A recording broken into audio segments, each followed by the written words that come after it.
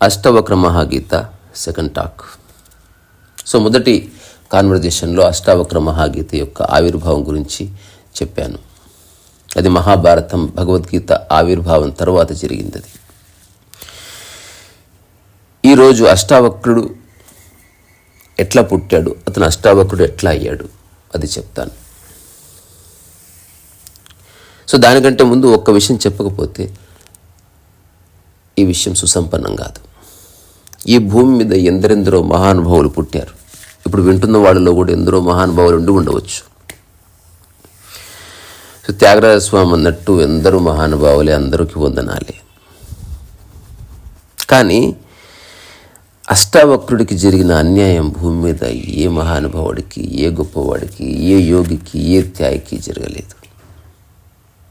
Jesus Christ కావచ్చు, లేకపోతే అల్హిల్లాస్ కావచ్చు, ఇట్లాంటి వాళ్ళు పుట్టిన తర్వాత చాలా ఏళ్ళకి శిక్షించబడ్డారు. బుద్ధుడు లాంటి వాళ్ళు పుట్టినప్పుడే లేచి నడిచి వెళ్ళారు. ఆ తర్వాత కొంతకాలానికి ఆధ్యాత్మిక అన్వేషణలో పడి భోజనాలు మానేసి వాళ్ళ శరీరాన్ని వాళ్ళు శుష్కించుకొని కొంత ఇబ్బంది పడ్డారు. మహావీరుడైనా అట్లా ఎవరి జీవితమైనా కూడా. కానీ అష్టావక్రుడి జీవితం వెరీ స్ట్రేంజ్. అసలు భూమి మీద పడకముందే అతని కష్టాల పరంపర మొదలైంది. అతను భూమి మీదకి రాకముందే శపించబడ్డాడు. సో ఈ భూమి మీద ఉన్న చాలామంది శత్రువులు బయట ఎక్కడో ఉంటారు, కానీ అష్టావక్రుడికి తన తండ్రే ప్రథమ శత్రువు. కానీ అష్టావక్రుడు జ్ఞాని గనుక, జీవితాన్ని సమగ్రంగా అర్థం చేసుకున్నవాడు గనుక తండ్రి పట్ల అతనికి ఏ వైఖరి లేదు. జ్ఞానం అంటే అదే, ఎవరి పట్ల ఏ వైఖరి ఉండకపోవడం. అష్టావక్ర మహాగీత ప్రపోజ్ చేసే అద్భుతమైన విషయం అదే. చూడు, సాక్షి భావన యొక్క పరాకాష్ఠలో అట్లా నిలబడు. సో అష్టావక్రుణ్ణి పుట్టకముందే శపించిన తండ్రి కథ ఈరోజు చెప్తాను. నిన్ననే చెప్పుకున్నాం, అష్టావక్రుడి తండ్రి పేరు కహోదా. సో అష్టావక్రుడి తండ్రి అయినటువంటి కహోదా యొక్క గురువుగారు ఉద్దాలకుడు.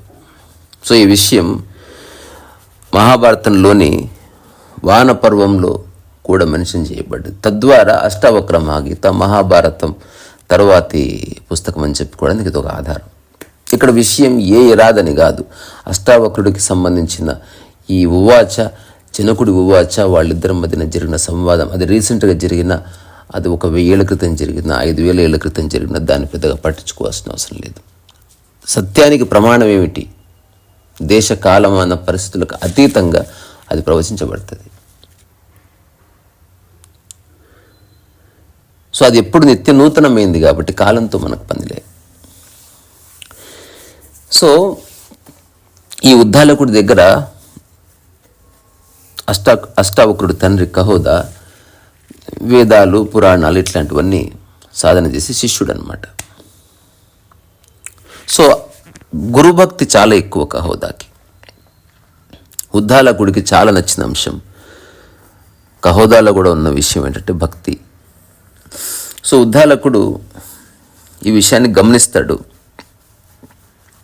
తర్వాత ఎప్పుడైతే కహోదా యొక్క విద్య పూర్తయిపోతుందో అప్పుడు తన కూతురునిచ్చి పెళ్లి చేస్తాడు. ఆ కూతురు పేరు సుజాత. సో ఆ ఉద్దాలకుడి కుటీరం పక్కనే ఇంకొక కుటీరం ఏర్పాటు చేసుకొని వాళ్ళందరూ సంసారం కొనసాగిస్తారు. ఎట్ ద సేమ్ టైం వాళ్ళిద్దరు కూడా ఉద్దాలకుడికి సేవ చేస్తూ ఉంటారు. అంటే కహోదా తన మామకి, సుజాత తన భర్తకి, తన మామకి కలిపి వాళ్ళ వంతు సేవ వాళ్ళు చేస్తూ ఉంటారు. కానీ ఇక్కడ ముఖ్యంగా గుర్తించాల్సిన విషయం, ఇతను గొప్ప భక్తిని ప్రదర్శించేవాడే కానీ గొప్ప జ్ఞాని కాదు. వేదాల యొక్క సారం తనకి ఇంకా పట్టుకోలే. ఎక్కడో ఒక ఆత్మన్యూనత భావం, ఇన్ఫీరియారిటీ కాంప్లెక్స్ కహోదాకున్నది. కానీ అది బయటపడే సందర్భం వస్తే తప్ప తెలియదు. ఫర్ ఎగ్జాంపుల్, ఒక మనిషికి బూతులు వస్తాయా లేదా అంటే ఆ సందర్భం వస్తే తప్ప తెలియదు. ఆ క్షణంలో అట్లా ఒక మనిషి బూతులు తిట్టొచ్చు. అట్లాగే ఒక మనిషిలో ఈర్ష్య, ద్వేషం, పగ, ప్రతీకారం ఉన్నాయా లేదా సందర్భం వస్తే తప్ప తెలియదు. అట్లాగే నిజంగా ఒక మనిషి జ్ఞాని అవునా కాదా సందర్భం వస్తే తప్ప తెలియదు. సందర్భం వచ్చినా రాకున్నా ఉన్నవి ఖచ్చితంగా ఉంటాయి.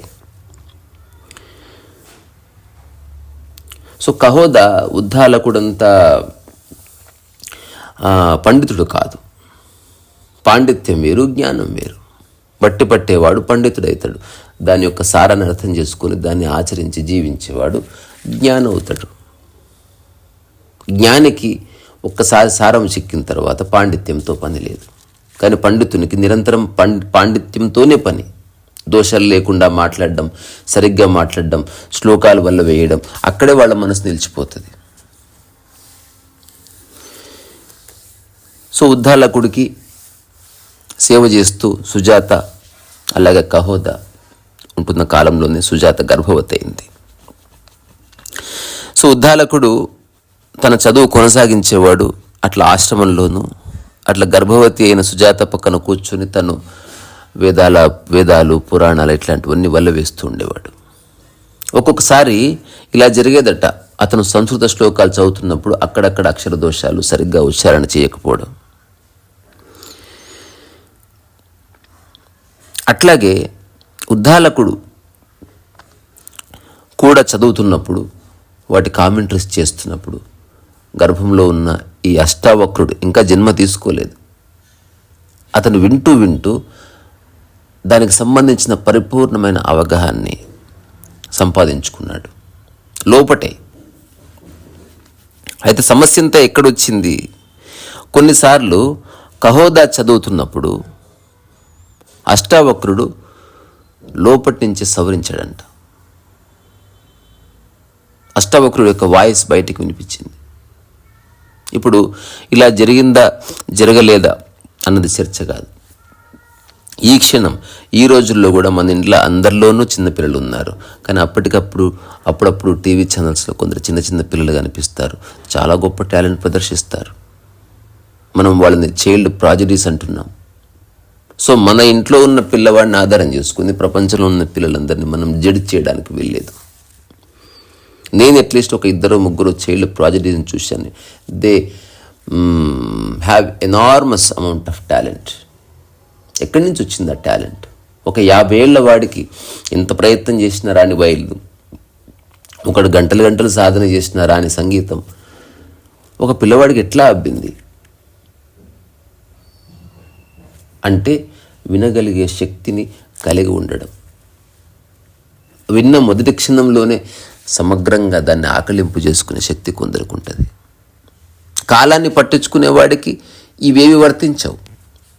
కానీ కాలానికి సంబంధించిన ఒకానొక ప్రమాణం ఏంటంటే, నువ్వు జస్ట్ విన్నావు, అర్థమైంది ఒక వ్యక్తి.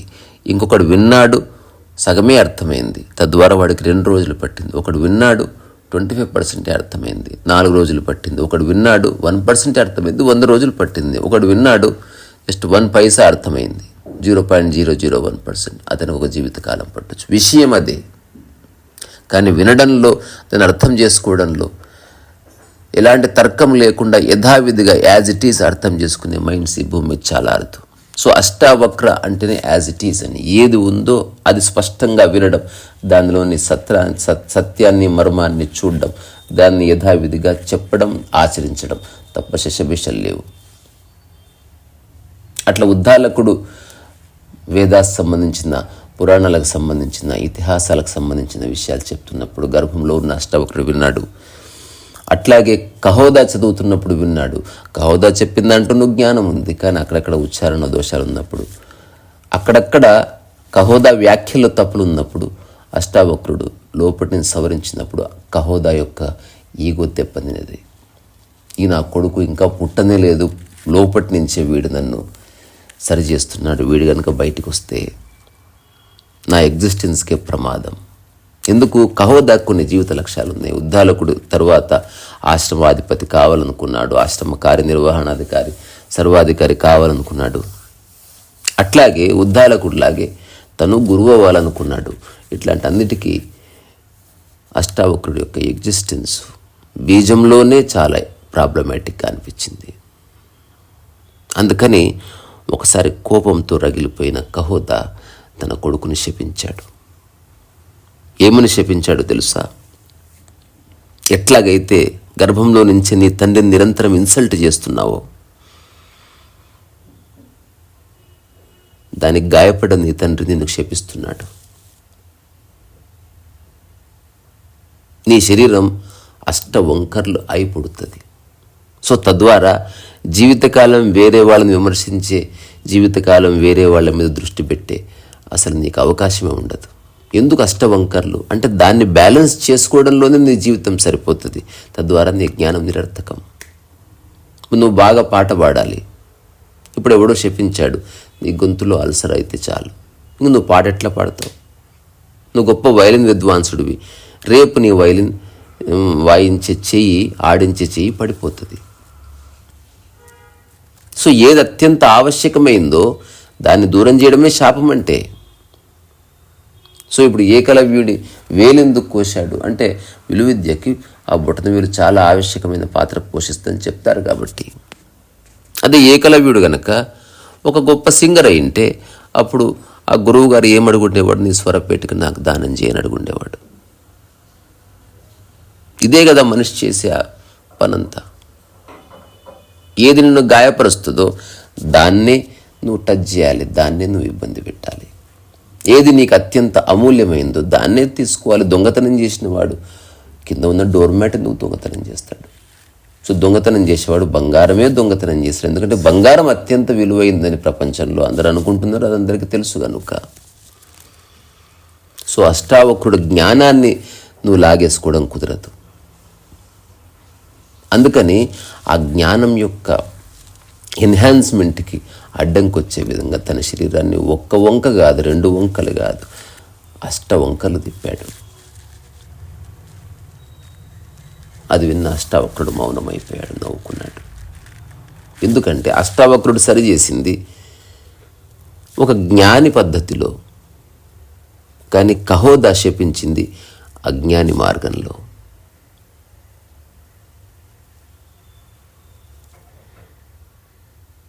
సో అష్టావక్రుడు కొంతకాలం తర్వాత పుట్టాడు. అష్టవంకలతోనే పుట్టాడు. అందుకే తనకి అష్టావక్రుడనే నామకరణం చేశాడు.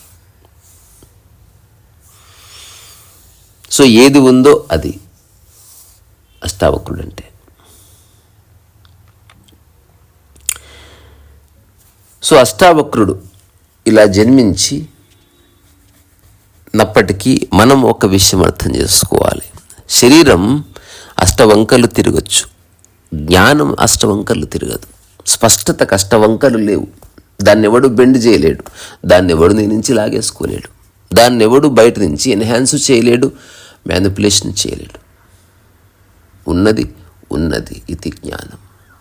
సో అష్టావక్ర అనేవాడు ప్రవచిస్తున్నది ఇది జ్ఞానం, ఇంతే జ్ఞానం. దీనికి ఎక్కువ లేదు, తక్కువ లేదు, జస్ట్ చూడు. ఇంకొక ముఖ్యమైన విషయం చెప్పుకోవాలి. ఈ ప్రపంచంలో ఉన్న ఆధ్యాత్మిక గ్రంథాలన్నింటిలోనూ ప్రాసెస్ ఉంది. నిన్న కూడా ఈ విషయం చెప్పాను. అష్టావక్ర మహాగీత ప్రాసెస్ కాదు, sudden realization, sudden enlightenment. You have just seen it. నువ్వు మొట్టమొదటిసారి నీ యొక్క కళ్ళని, నీ అంతర్చక్షువులను ఓపెన్ చేసి ఉన్నదాన్ని యథావిధిగా చూసావు. అక్కడితో బాధ్కతం. ఇది నేర్చుకునే అంశం కాదు. నేర్చుకునేవాడు పండితుడు అవుతాడు, చూసేవాడు జ్ఞానం అవుతాడు. ఏది ఏమిటో చూసావు, అక్కడితో అయిపోయింది. ఎగ్జాంపుల్ చూడడం అనే దానికి 2-3 ఇస్తాను. మీ జీవితంలో క్రాస్ చెక్ చేసుకోండి. మనిషి యొక్క సంఘర్షణకు కారణం ఏమిటి? ఇంటర్ఫియరెన్స్, అనవసరంగా మాట్లాడడం. మొట్టమొదటిసారి ఈ విషయాన్ని చూశావు, నీ మాటల వల్ల అనవసరంగా తప్పుగా కన్వే అవ్వడం వల్ల నీ జీవితం నరకమైందని చూసిన మరుక్షణం నీ మాటల్లో సంస్కారం మొదలైంది. నువ్వు మాట్లాడడం ఆపేసావు. ఏ సమస్య లేదు. Everything is all right now.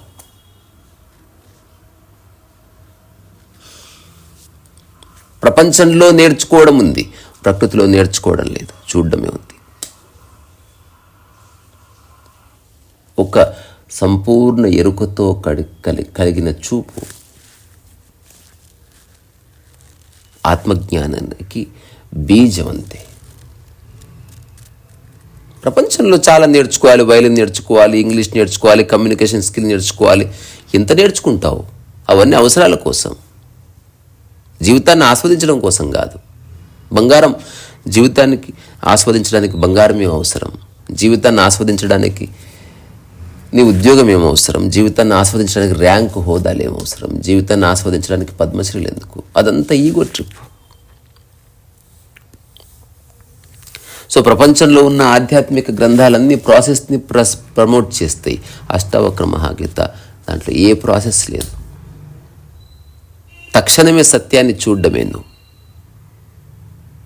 ఇది జ్ఞానం. ఈ క్షణమే, ఇక్కడే, హియర్ నౌ.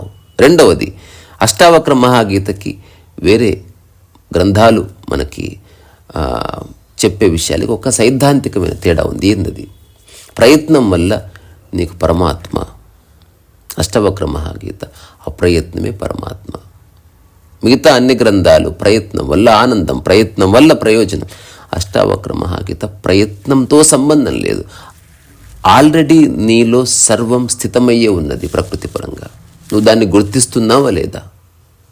నువ్వు పుట్టుకతో జ్ఞానివి, నిరంజనునివి, అందులో ఏ సందేహం లేదు. అది నువ్వు గుర్తిస్తున్నావా లేదా? దానికి అడ్డు వచ్చే అంశాలని నువ్వు గమనిస్తున్నావా లేదా? చూస్తున్నావా లేదా? రోడ్డు మీద కారు పోతుంది, అడ్డంగా చెట్టు పడ్డది. చూడడమే జ్ఞానం. తీయడం తర్వాత చూడు, దేనివల్ల నీ ప్రయాణం ఆగిపోయిందో ఒక్కసారి చూడు. ఆ చూడడమే జ్ఞానం. సో అట్లా గర్భంలో ఉన్న అష్టావక్రుడు శాపం వల్ల అష్టవంకలు తన శరీరం తిరిగిన తన జ్ఞానం అష్టవంకలు తిరగలేదు. అందుకే తర్వాతి రోజుల్లో జనకుడు తన గురువు గారి గురించి ఒక మాట అంటాడు. అష్టావక్రుడు, నా గురువైన అష్టావక్రుడు ఎలాంటి ధారణల్ని ఎంటర్టైన్ చేయడు. ప్రపంచంలో ఉన్న ప్రతి మనిషి మనసులో ఉన్న అన్ని ధారణల్ని అతను రిజెక్ట్ చేస్తాడు. సో ఏదేదైతే మనిషి యొక్క ఇంద్రియాల ద్వారా సమాచారంగా లోపలికి వస్తుందో దాన్నంతటినీ అష్టావక్రుడు తిరస్కరిస్తాడు. అంటే ప్రపంచాన్ని తిరస్కరిస్తున్నాడు. అట్లాగే అష్టావక్రుడు ప్రపంచాన్ని, అంటే మనిషి సృష్టించిన దాన్ని తిరస్కరిస్తున్నాడు. ఏదైతే ఎగ్జిస్టెన్స్ ఉందో, ఏదైతే నాన్ ఎగ్జిస్టెన్స్ ఉందో, ఏదైతే డ్యుయాలిటీ ఉందో, ఏదైతే నాన్ డ్యుయాలిటీ ఉందో అన్నిటినీ అష్టావక్రుడు రిజెక్ట్ చేస్తాడు. అట్లాగే అష్టావక్రుడు మంచి చెడులు, మంచి ఎమోషన్స్, చెడు ఎమోషన్స్, మంచి ఆలోచనలు, చెడు ఆలోచనలు, పాజిటివ్ ఆర్ నెగిటివ్, పదార్థం పదార్థానికి అతీతం, అట్లాగే నీతి అనీతి అనైతికం, ఇట్లాంటి అన్ని విషయాల్ని పక్కకు మొదటి స్టెప్లోనే జరిపేస్తాడు. నువ్వు బాత్రూంలో తలుపేసుకున్నప్పుడు ఇవేవి ఉండవు ఫ్రెండ్స్. అష్టావక్ర మహాగీత అర్థం చేసుకోవాలంటే ఈ భూమి మీద నువ్వు ఒక్కడివే ఉన్నట్టు అనుభూతి చెంది అక్కడి నుంచి చూడాలి విషయాన్ని. ఇప్పుడే పుట్టిన పిల్లవాడి యొక్క మానసిక స్థితిని ఇప్పుడు నువ్వు ఒక క్షణం అనుభవించి అక్కడి నుంచి నువ్వు జీవితం అనే ఒక సముద్రంలోకి, ఒక నదిలోకి నువ్వు అడుగు పెట్టాలి.